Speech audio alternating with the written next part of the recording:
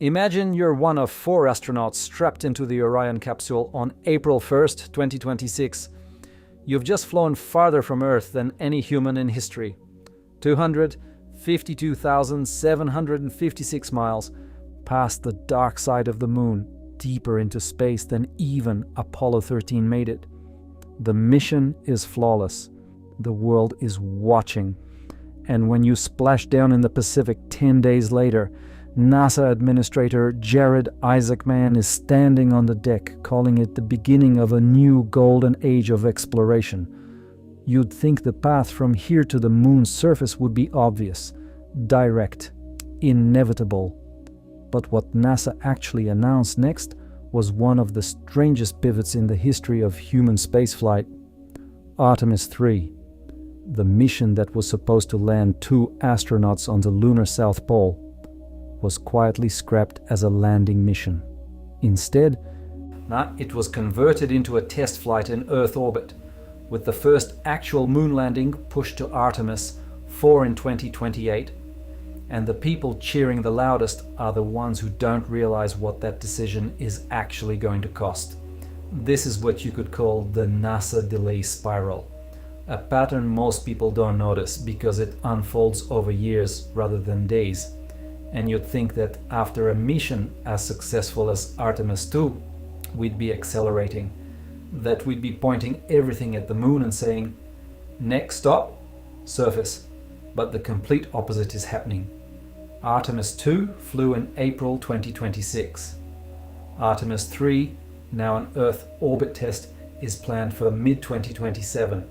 Artemis IV, the first actual lunar landing, isn't until early 2028, and Artemis V comes late 2028. So, between a human being touching the Moon's surface and the high of Artemis II, there are over 2 full years. 2 years of delays baked directly into the plan.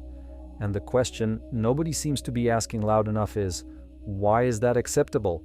And what does it actually cost us? To understand why this plan is a mistake, let's look at the most blatant problem hiding inside it, the SLS rocket itself. And I know what you're thinking. SLS just carried 4 humans farther into space than anyone has been in 54 years. It worked. It's proven. Why would that be the problem? Here's what's really going on.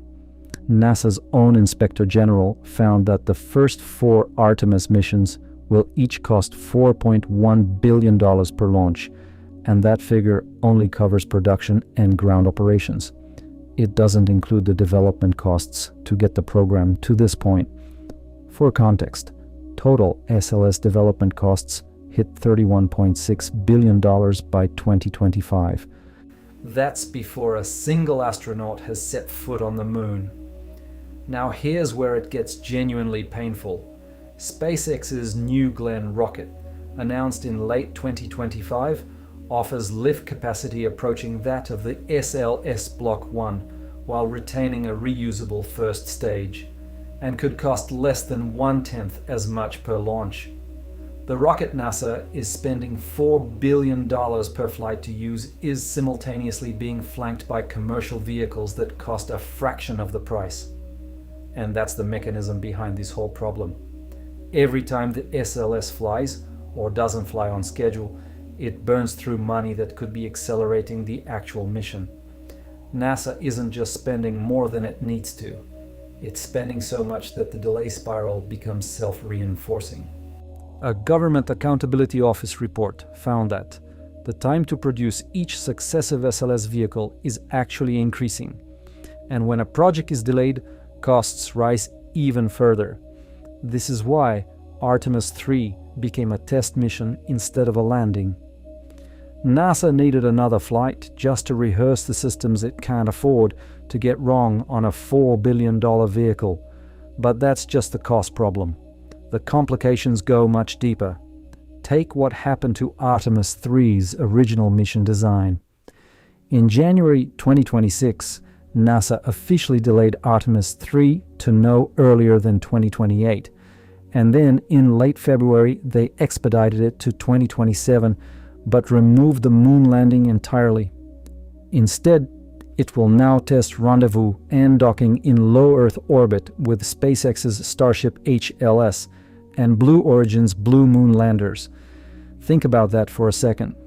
NASA took a mission that was supposed to make history, the first human moon landing since 1972, and turned it into a docking test in Earth orbit. Not because there was a catastrophic failure, because the landers and spacesuits weren't ready. NASA also abandoned plans to upgrade the SLS to its more capable Block 1B configuration. The Exploration Upper Stage and Mobile Launcher 2, both of which faced years of development delays, were scrapped entirely, with the agency settling for a standardized Block 1 design going forward. So the rocket isn't just expensive, its planned upgrade path was also cancelled. The tool NASA is betting the entire lunar program on is simultaneously frozen in capability.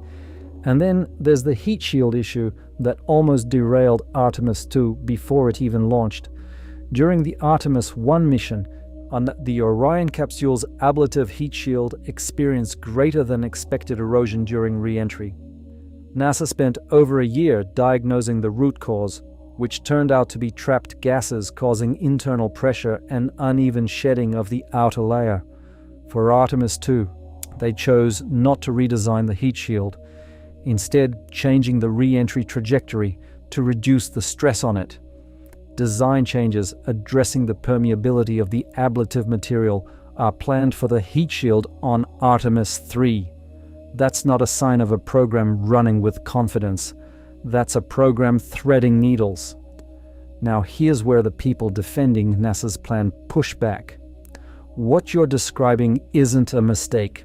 It's prudence. You don't rush a crude lunar landing. You test each system step by step. That's the same way Apollo built up from Apollo 7 through 10 before Apollo 11. Isn't inserting an extra Earth orbit test mission exactly what a responsible space agency should do? And honestly, that argument is right in a vacuum. NASA's own associate administrator made exactly this case. The entire sequence of Artemis flights needs to represent a step-by-step buildup of capability, with each step bringing us closer to our ability to perform the landing missions. Each step needs to be big enough to make progress, but not so big that we take unnecessary risk. The problem is, this isn't a vacuum. NASA isn't operating in an environment where time is free and patience is the only variable. There's a second clock running, and NASA's leadership knows it. China has built a human space program with a clear goal: landing astronauts on the moon by 2030 and starting a base there in the following years. And unlike NASA's program, which has changed direction with nearly every administration since Apollo ended, China's campaign is the outgrowth of a plan called Project 921, first backed by the Chinese Communist Party in 1992. And they have pretty much stuck to it ever since. China has already performed a key test that the US is still working to achieve. The Lanyu lunar lander completed propulsive lunar landing and lunar launch tests in simulated moon gravity conditions. Their lander hardware has been tested.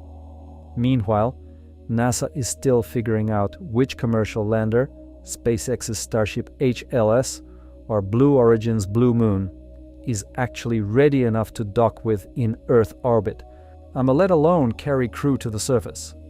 One analyst put it bluntly. Ironically, today, China's effort resembles the 1960s US Apollo moon program more, while the US Artemis program resembles the Soviet Union's competing design bureaus of the late 1960s. That comparison is brutal. The Soviets, with their fragmented multi-bureau approach, never made it to the moon. America did, because it had a singular, concentrated program, and right now, the centralized program is theirs, not ours. NASA Administrator Isaac Mann himself said it. The clock is running in this great power competition, and success or failure will be measured in months, not years.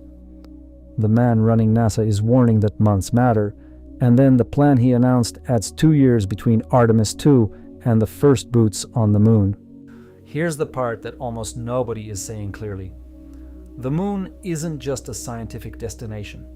The competition is ultimately about who gets to control the lunar surface. Whoever controls access to the lunar surface and lunar resources will, for all practical purposes, own the moon. The South Pole in particular, where Artemis IV is targeting, is where permanently shadowed craters almost certainly hold water ice. Water that becomes rocket fuel. Rocket fuel that becomes the logistics backbone of every mission beyond Earth to Mars and eventually further. Both China and the US are shaping the governance of lunar activity.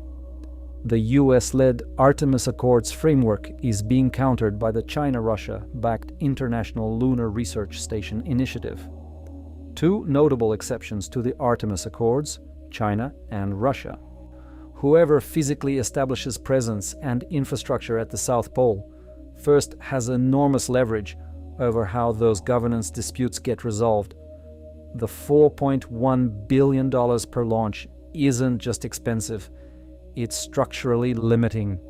At that cost, NASA can afford roughly 1 mission per year at best. NASA's own plan calls for at least 1 surface landing every year eventually.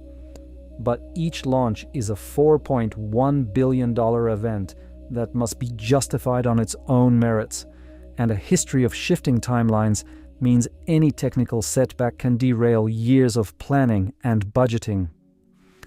The strength of the Artemis architecture, that it uses proven, human-rated hardware, is also its fatal weakness.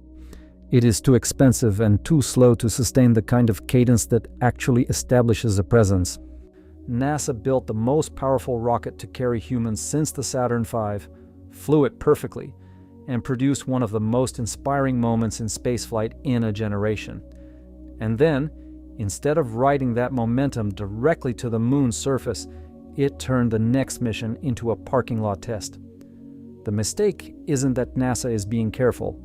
The mistake is confusing caution with strategy, while the only competitor that matters is operating with exactly the clarity and consistency that Apollo had, except it's them this time, not us. History doesn't remember who was the most deliberate. It remembers who got there. Thanks for watching. And if you want to understand what's actually waiting for us at the moon's South Pole, why water ice there might be worth more than anything we've ever found in space, check out that video here. It changes how you think about why this race even matters.